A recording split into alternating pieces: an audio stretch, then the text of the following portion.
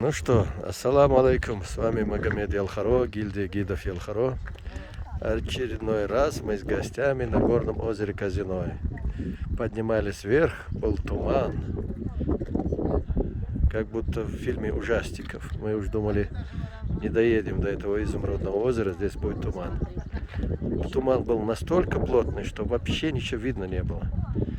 А сюда добрались, смотрите, какая красота. Кто-то уже медитирует. Правильное поведение с семечками.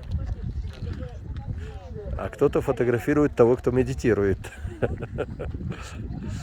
А остальные в таком релаксе. А кто-то летит вон поверху и орет от страха. Видите, на зиплайне.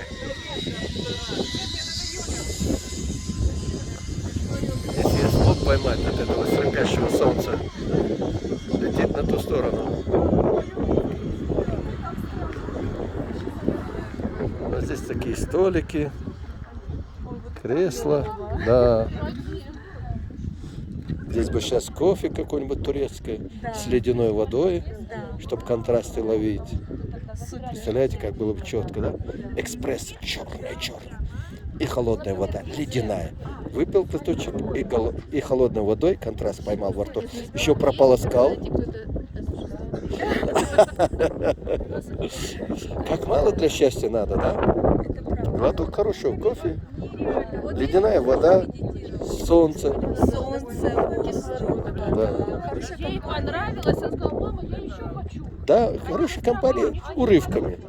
Они мешают наслаждаться. Урывками нормально. У нас будет на той стороне обрыв, где можно медитировать. Но здесь люди мешают. Да, шумно, машины ездят, а там машин нету. Там другая история. Там абсолютная тишина, когда начинает звенеть в ушах. Да.